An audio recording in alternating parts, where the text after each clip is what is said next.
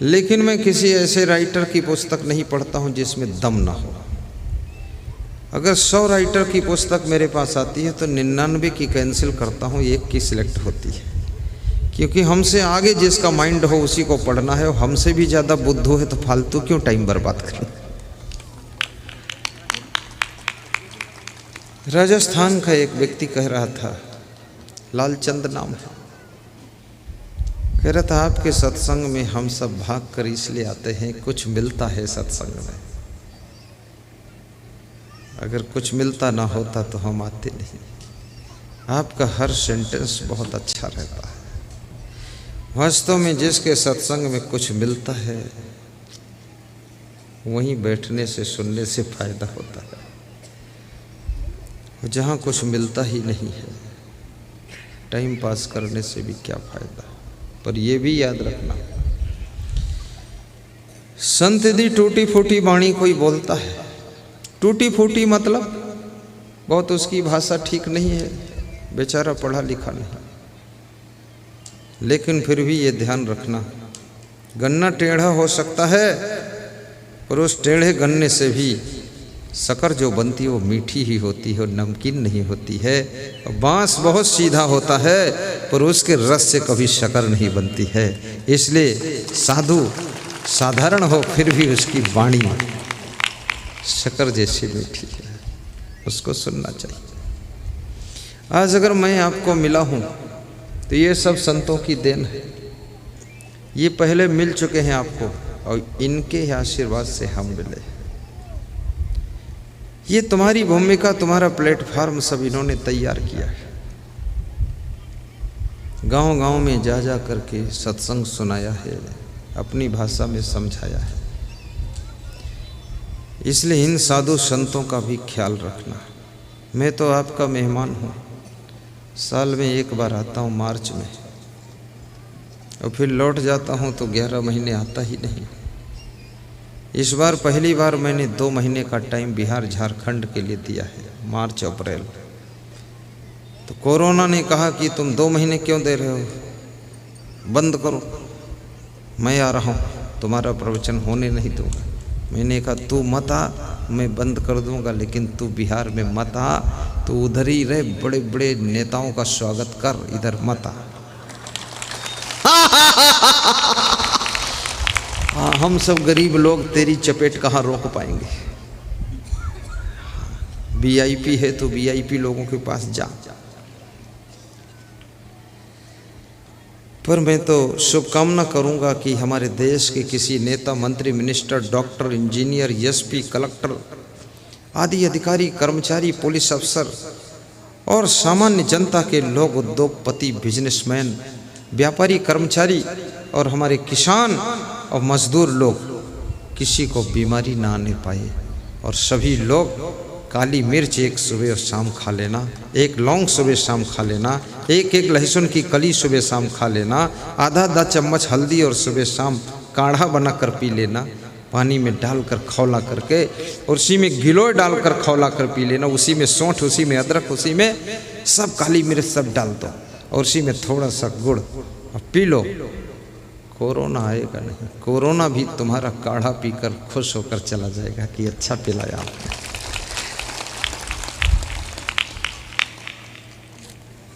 तुम हंसते हो तो बहुत अच्छा लगता है, और मुस्कुराते हो तो भी अच्छा लगता है, और जब तुम सीरियस बैठते हो तो ऐसा लगता है कोई भूत प्रेत चुड़ैल बैठे। इसलिए सीरियस मत बैठना, थोड़ा थोड़ा होंठें खोल देना। मैं आपके दांत नहीं उखाड़ूंगा, पक्का बता रहा हूँ, थोड़ा थोड़ा हंसते रहना। हंसना कृष्ण का स्वभाव है, मुस्कुराना राम का स्वभाव है, प्रसन्न रहना कबीर का स्वभाव है, शांत रहना बुद्ध का स्वभाव है, ध्यान में रहना स्वामी महावीर भगवान का स्वभाव है, जोश खरोश में रहना लक्ष्मण का स्वभाव है, प्रेम से भरे रहना भरत का स्वभाव है, मौन रहना शत्रुघ्न का स्वभाव है, दुख सुख में भी भक्ति करना विभीषण, मीराबाई, सेवरी, ध्रुव, प्रहलाद का स्वभाव है। और हंस हंस कर प्रवचन सुनाना, ये असंग नाम के संत का स्वभाव है।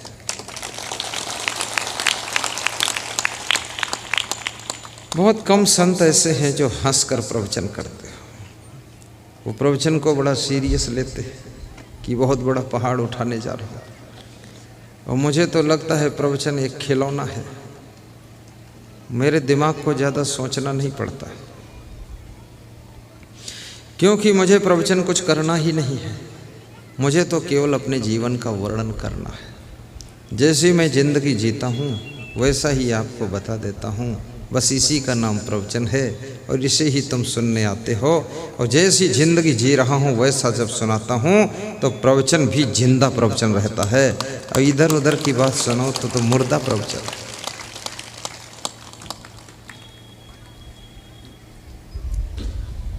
राम तेरी माया धुंध मचावे। किसी के सामान के प्रति यदि लोभ नहीं आता है, किसी के रुपये गिर गए और आपको लालच नहीं आता है, तो समझो आपने माया को जीत लिया है। ये राम की माया, इसके आप स्वामी बन गए।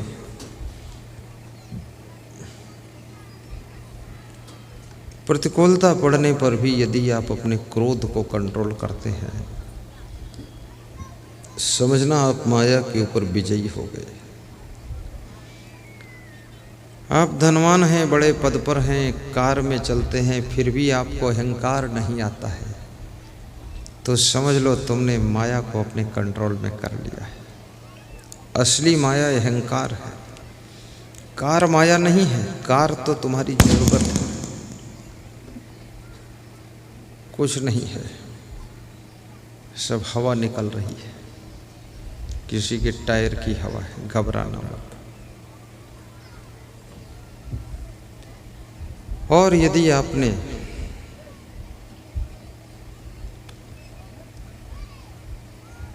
अपने शब्दों को संभाल लिया तो कबीर साहब कहते हैं, जिसने शब्दों को संभाल लिया है वो व्यक्ति माया के ऊपर विजयी हो जाता है। नाच कूद देखने की यदि इच्छा नहीं है आपकी, नाटक नौटंकी में जाने का मन नहीं, हीरो हीरोइन के पिक्चर सीरियल ये सब देखने की इच्छा नहीं है, गंदे गीत गाने का बिल्कुल मन नहीं है, सुनने का मन भी नहीं है, तो समझना कि तुमने माया को पूर्ण रूप से जीत लिया है। अब तुम मनुष्य के रूप में, नर के रूप में नारायण हो, ये नारी के रूप में नारायणी है। और आप जहाँ रहोगे वहाँ सुख भी रहेगा, सफलता भी रहेगी, शांति भी रहेगी, उन्नति भी रहेगी और आपका सम्मान भी रहेगा।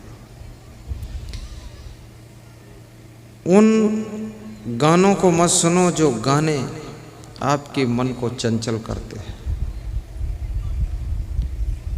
उन शब्दों को मत सुनो जो आपके संस्कार बिगाड़ते हैं।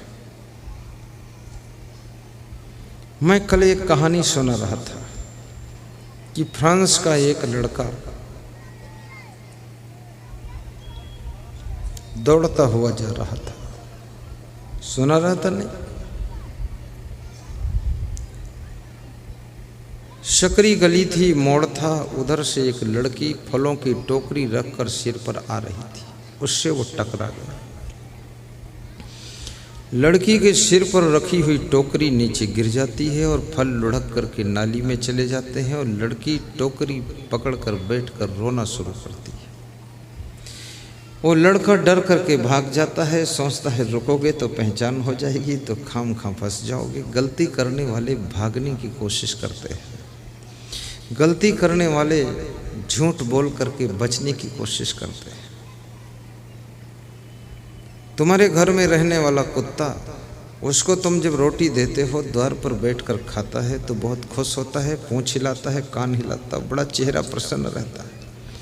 और वही कुत्ता जब घर के अंदर घुस करके रोटी चुरा कर ले जाता है तो उसकी पूंछ का सिग्नल नीचे हो जाता है और सिर भी नीचे हो जाता है और ऐसे ऐसे देखता है कोई है तो नहीं। वो समझता है मैं चोरी कर रहा हूँ, मैं गलत काम कर रहा हूँ, इसलिए उसका मनोबल दब जाता है, खुशी खत्म हो जाती, पूंछ डाउन हो जाती है और चुपके से भागता है जोर से। जिस घर के द्वार पर बैठकर ठाठ से रोटी खाता था, पूंछ हिलाकर खाता था, कान इधर उधर घुमा कर खाता था, उसी घर की रोटी जब चुरा कर निकला है तो चुपके से झुक करके भागा है दुबक करके। याद रखना, गलत करने से तुम्हारा मनोबल डाउन होता है, शर्मिंदा होते हो, संकोच लग जाता, डर लग जाता है।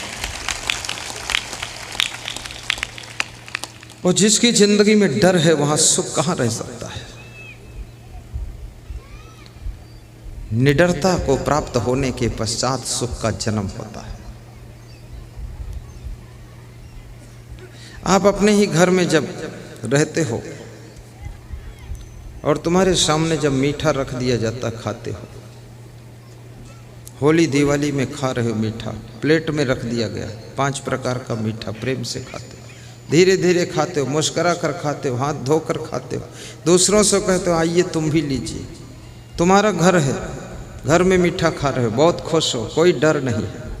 लेकिन वही मीठा अंदर कमरे में अलमारी में रखा है और तुम अकेले जाते हो, वहाँ जब निकाल कर चुरा कर खाते हो तो तुम मुड़ मुड़ कर देखते कोई आता तो नहीं।